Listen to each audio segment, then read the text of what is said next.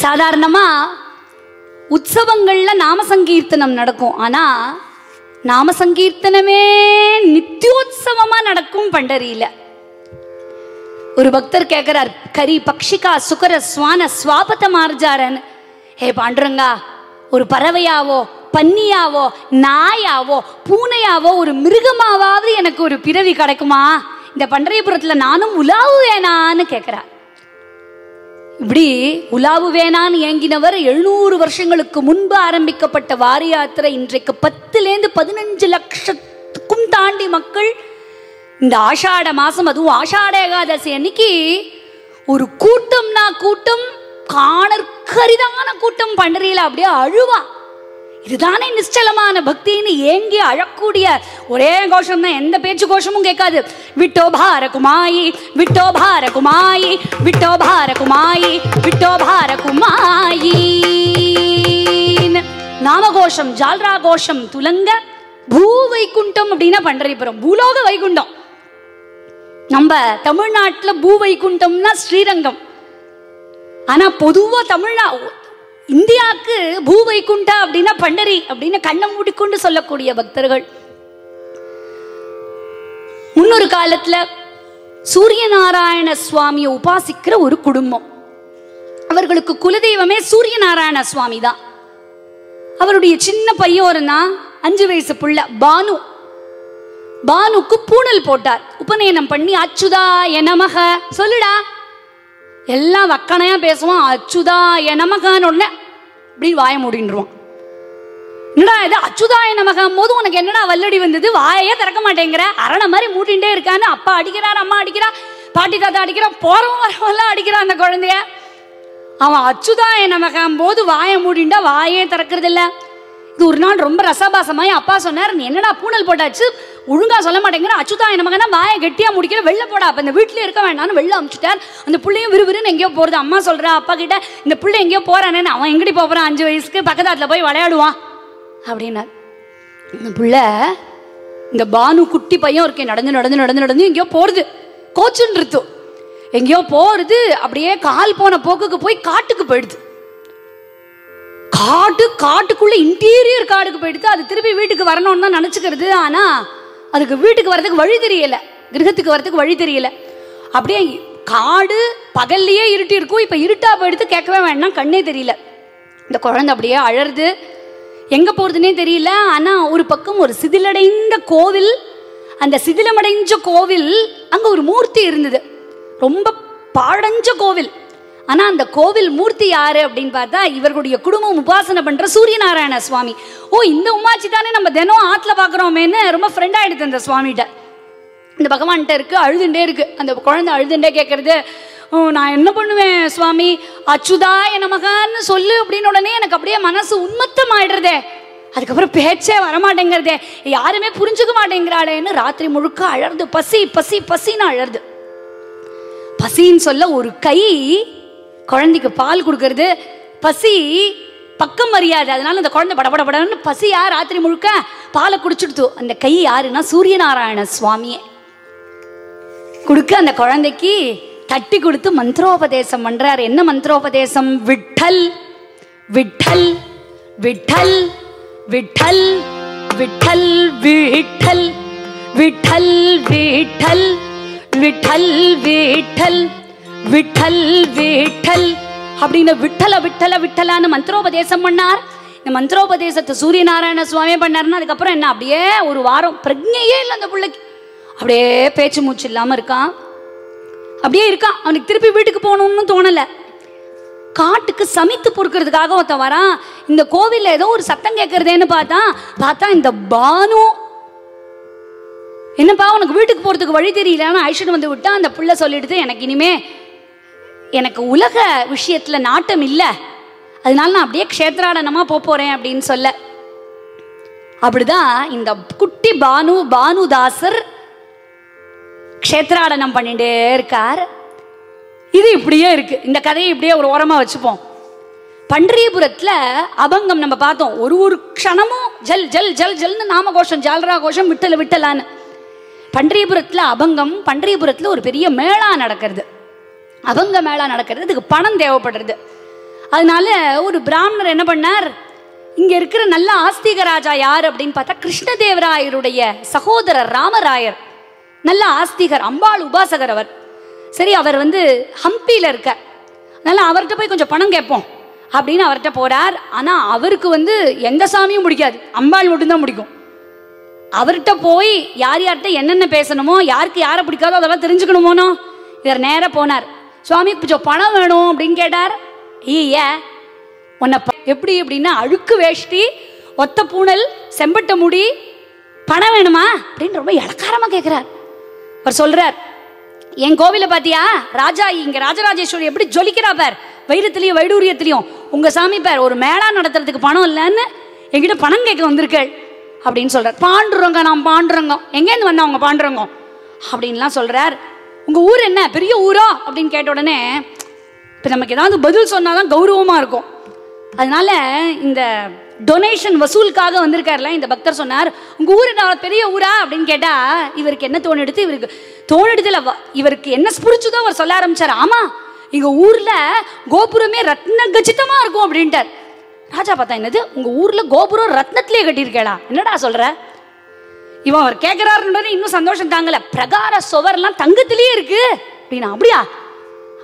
அடுத்ததாவது நிறுத்திருக்கலாமா? இதோட 48,000 ரிஷிகளும் தபம் பண்ணிட்டு இருக்கா எங்க ஊர்ல. கிண்ணறர்கள், கிம்புருஷர்கள் எல்லாரும் காத்துட்டு இருக்கா. சப்த சமுத்திரங்கள், சப்த நதிகள், சப்த கோட்டி மகாமந்திரங்கள், வேதங்கள், சாஸ்திரங்கள் எல்லாம் காத்துட்டு தபஸ் பண்ணிட்டு இருக்கு. பிரம்மருத்ராதி தேவர்கள்லாம் வந்திருக்கா. பிரகலாத, நாரத, பராசர, வியாச, அம்பரீஷ, சுகசௌனக மகரிஷிகள்லாம் காத்துட்டு இருக்கா. இதோட நிறுத்திருந்தா கூட கௌரவமா இருந்திருக்கும். சொன்னார், அம்பாள் இருக்காளே அம்பாள், ஆமா அவதான் கோவில்லாம் பெருக்கி கோலம் போட்டு இருக்கான. வந்துதே கோஹராவராய இருக்கு. என்னது, எங்க அம்பாள் உனக்கு பெருக்கி கிளீன் பண்ணி மாப்பு போட்டு கோலம் போடுறாளாடா? கோவம் வந்தது. பாரு அவனே, நான் வருவேன் உன் கூட, அம்பாள் மாத்திரம் கோலம் போடல, உன் சிரஸ்டேதம் பண்ணிட வேண்டாம். இவருக்கு இந்த பக்தனுக்கு ஒரு ஆசை, பகவானை பத்தி அப்படி இப்படியா இருக்கும் அப்படி இருக்கும்னு சொன்னா ஏதோ ஒரு டொனேஷனை பார்த்து 1000க்கு ஒரு 10,000 தரலாம், ஒரு நிறைய தரலாம். இவர் சண்டைக்காக வந்துட்டா இவர் என்ன பண்ணுவார்? இவருக்கு ஒரே பயம் வந்துடுத்து. பாண்டுறங்க, ஏதோ வாயில வந்ததெல்லாம் சொல்லிட்டே, ஏதோ தியானத்துல வந்ததெல்லாம் நீதான் கோபுரத்தெல்லாம் பண்ணணும், ஏதாவது அம்பாளை செட் பண்ணி கோலம் போடவே, நான் என்ன பண்ணுவேன்னே தெரியல. அது வந்துட்டு இருக்கார், தேர்ல வந்துட்டே இருக்கார். தலையை வாங்கிடுவேங்கிறார். நீ நினைச்சுக்காத என்னமோ தலையில எனக்கு உயிர் போறதுக்கு பயம்னு, எப்பவும் போக போற உயிர் தான். ஆனா கடைசி நிமிஷத்துல அஜாமிழ நாமம் சொன்ன அஜாமிழருக்கு அனுகிரகம் பண்ண. எனக்கு சாகிறத பத்தி பிரச்சனை இல்ல, வைகுண்டத்துல நீயே இல்ல, நீயே பண்றையில இருக்க, உனக்கு ஊருக்கு முன்னாடி நான் போய் என்ன பண்ண போறேன், அதனாலதான் வெயிட் பண்றேன், உன்னோட சேர்ந்து போலாமேன்னு அப்படிங்கிறார். என்னென்னவோ சொல்றார். பயத்துல அந்த தருமி சொல்லுவான் பார்த்தேல, அப்படி இப்படி இப்படி அப்படின்னு சொல்லிட்டே இருக்கார். என்ன பண்றதுன்னு தெரியல. நேரம் வந்துட்டார். பாரா, இன்னும் 5 நிமிஷத்துல தேர் வேகமா போறது. இவருக்கு பக்கு பக்கு பக்குன்னு இருக்கு. மசே மனோரத பூர்ண கிச்சே தேவா கேசவா மாதவா நாராயணா, மசே மனோரத பூர்ண கிச்சே தேவா. பகவானே, நீதான் எனக்கு அனுகிரகம் பண்ணணும்னு சொல்ல நேர போறார். ராஜா அங்கேருந்து போகும்போதே ஜிலு ஜிலு ஜிலு ஜிலுன்னு ஜொலிக்கிறது பண்டரியில. எது? ரத்ன கச்சிதமான கோபுரம். என்னடா இது, ரீல் உள்ள போல இருக்கே அப்படின்னு பாக்குறார். அதுலயே ஆஃப் ஆயிட்டார் ராஜா. அப்புறம் பிரகார சுவரெல்லாம் தங்கத்துல இருக்கு. பார்த்தா அப்பதான் அம்பாள் பெருக்கின்னு இருக்கா. வா ராமராயா அப்படின்னா மனசே ஆள, என்னம்மா அம்பாள் ராஜாயி நான் ஜாலியா ஜிகு ஜிகுன்னு வச்சிருக்கேன், இப்போ இங்க பெருக்கின்னு இருக்கேன் பண்டரிபுரத்துல. இல்ல இல்ல, எங்க அண்ணாக்கு நான் கோலம் போட்டாதான் பிடிக்கும் அப்படிங்கிற அம்பாள். பேசவே வரல இவருக்கு. என்னடா அது அப்படின்னு. அப்ப அம்பாள் சொல்றா, நானும் அவனும் ஒண்ணுதான், இதுல நிறுக்கடா போட்டி பொறாமை எல்லாம் இந்த உலகத்துக்கும் சரி அந்த உலகத்துக்கும் சரி, மகான்களுக்குள்ள எப்படி பேதம் இல்லையோ பகவானுக்குள்ளேயும் பேதம் இல்லை அப்படின்லாம் சொல்ல, நீ போய் எங்க அண்ணாவை பார்த்துட்டு வா அப்படின்ட்டா. இப்ப அம்பாளே ரெக்கமெண்ட் பண்ணதுனால இவருக்கு மனசு கொஞ்சம் ஆறுதல் ஆயிடுது. ராமராயருக்கு உள்ள போற. பாண்டுரங்கனை பார்த்துட்டு, பாண்டுரங்கனை பார்த்தவா யாருமே பின்வாங்க மாட்டான். அந்த அழகுல அப்படியே சொக்கி போயிட்டார். தொடரார், தடவரார், கன்னத்தை தடவி பார்க்கிறார், அந்த கோபிச்சந்திரத்தை தொட்டு பார்க்கிறார், அவரோட தலையை தொட்டு பார்க்கிறார், பாதத்தை தொடரார், இப்படி பிடிக்கிறார் அப்படி பிடிக்கிறார். அழகா இருக்கானே, இவ்வளவு அழகா ஒரு மூர்த்தி இருக்க முடியுமா? நம்ம கிட்ட சுலபனா இருக்கானே, சர்வ சுலபனான்னு ரசிச்சு ரசிச்சு பார்க்கிறார். இப்ப என்ன பண்ணார், இந்த குழந்தையெல்லாம் ரொம்ப வெறிக்க உன்னத்தை பார்த்துன்னா அது வேணும்னு அழும். அது மாதிரி ராமராயர் என்ன பண்ணார், பாண்டுரங்கா நான் உன்னை விட்டுட்டு போக மாட்டேன், நீ என்னோட வா அப்படின்னு அழறார். இதனடா வம்பா போச்சு பாண்டுரங்கன்னு சொல்கிறேன். அந்த பாருப்பா நான் இருக்கிற என்னோட யூஸ்வல் ரெசிடென்ஸ் பண்ணுற இதான்ப்பா, நான் வர முடியாதுப்பா அப்படிங்கிறா. இல்லை பாண்டுரங்க நீ என்னோட வந்தே ஆகணுங்கிறார். இல்லைப்பான்னு சொல்லி பார்த்தார்.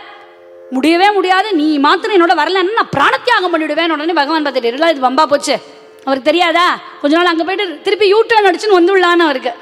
அவர் சொன்னார், சரி போனா போகிறது வரேன், ஆனால் ஒரு பாகவதனுக்கு அபச்சாரம் பண்ணேனாலும் நான் திரும்பி வந்துடுவேன், உன் ஊரில் இருக்க மாட்டேன், அதெல்லாம் பண்ணவே மாட்டேன், நீ பாரு என்ன அப்படின்னு அழிச்சுன்னு வந்துட்டார்.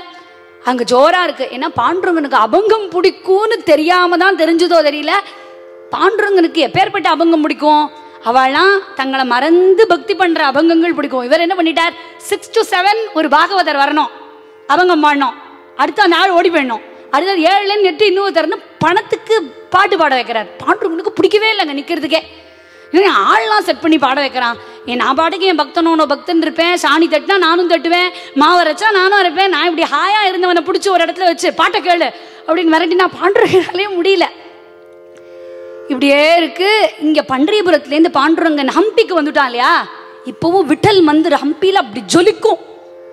இந்த முஸ்லிம் இன்வேஷன்ல அடிபட்டு போனா கூட அது ஆர்கியாலஜிக்கல் டிபார்ட்மெண்ட் அதை ப்ரிசர்வ் பண்ணியிருக்கா. இப்போ கூட அந்த இன்ட்ரிகசியான அந்த அந்த சிற்பங்கள்லாம் ஆச்சரியப்பட வைக்கும், எப்படி இருந்திருக்கும் ஒரு காலத்துலன்னு. இப்போ சுவாமி இங்கே வந்ததுனால அங்கே வழக்கேற்றுறதுக்கு கூட நாதி இல்லை, யாருமே இல்லை, யாருமே வரல, எல்லாரும் மக்கள்லாம் அழுதுன்னு இருக்கா, இருட்டோடு போயிருக்கு அந்த ஊர். அப்பதான் பானுதாசர் அந்த பக்கமாக வரார்.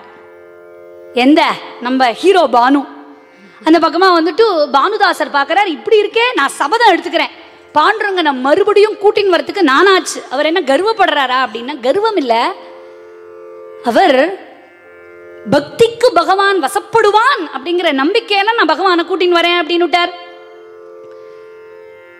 விஜயநகரம் வந்துட்டார். வந்தா பக்தாள்லாம் அப்படியே சிரிச்சுன்னு பாப்பா இல்லையா, பானுதாசர் முறைச்சுட்டே பார்க்குறார் பாண்டுரங்கனை, எவ்வளோ தில் இருக்கணும், உன்னையார் இங்கே வர சொன்னா, பாண்டுரங்கனை இடுப்புல கை வச்சுன்னு கேட்கிறார். உனக்கு நாங்கள் கௌரவமாக தானே ஒரு இடம் கொடுத்துருந்தோம் பண்டரியில், ரத்ன சிம்மாசனம் கொடுத்தான்னு ஓடி வந்துட்டியாக்கும், எவ்வளோ பேர் அழுதுன்னு இருக்கா, உனக்கு ராஜா வீட்டு பல்லக்கு கேட்கறதா, ஏழைகள்லாம் பொறி கொடுக்குறா அது வேணாம், உனக்கு பாதாம் பிஸ்தால அல்வா சாப்பிடணும்னு ஆசை வந்துடுதா, இங்கே லட்டு சாப்பிடணும்னு ஆசை வந்துடுதான்னு வரிஞ்சுக்கட்டின்னு திட்டுறார். இந்த ஊரில் எல்லாரும் பக்தி பண்ணிட்டு இருக்கா, இவர் கியூவில் திட்டிட்டு திருப்பி யூ டர்ன் போட்டுன்னு வந்துட்டோ, மறுபடியும் கியூவில் வந்து மறுபடியும் திட்டோ, மறுபடியும் சைடு வழியாக வந்து மறுபடியும் கியூவில் வந்து திட்டுறார். இதை திட்டுவான் இல்லையா, மறுபடியும் சொல்லி அடிக்கிறாங்க மாதிரி கியூவில் வந்து திட்டுறார். இந்த ஊரில் இருக்கிறவன பார்க்குறா, யாரா இவன் கியூவில் வந்து திட்டின்னு இருக்கானே அப்படின்னு. ஆனால் பாவம் பாண்டுரங்கன் ஒன்றுமே சொல்ல, திட்டாதரா ஒரு அபங்கம் பாடுறா, திட்டாதரா ஒரு அபங்கம் பாடுறாங்கிறார். உனக்கு என்ன அபங்கம் வேணா வேண்டி கிடக்கு, நீ மரியாதையா அங்கே வா பண்டரிபுரத்துக்கு, அப்பதான் உனக்கு அபங்கம் பாடுவேன்னா. பாண்டுரங்கன் சொன்னா, நீ அபங்கம் பாடினா தான் நான் வருவேன் அப்படின்னா. இது என்ன வம்பா போச்சு, எப்போ பார்த்தாலும் நொயின்னு அப்படியே கண்ணை மூடிட்டு பாடுறார். விருந்தாவனி வேணு பாஜே விருந்தாவனி வேணு பாஜே விருந்தாவனி வேணு வேணு கவனா சமய வாச்சே வேணு நாதே குவர்தனு காஜே வேணு நாதே குவர்தனு காஜே ஓ வேணு நாதே குவர்தனு காஜே காஜே விருந்தாவனி வேணு ஆஜே விருந்தாவனி வேணு वृषपसुरुनि मयूर विराजे ओ वृषपसुरुनि मयूर विराजे मजपागतं भासति यादवराजे पागतं भासति यादवराजे राजे वृन्दावनी वेणु आजे वृन्दावनी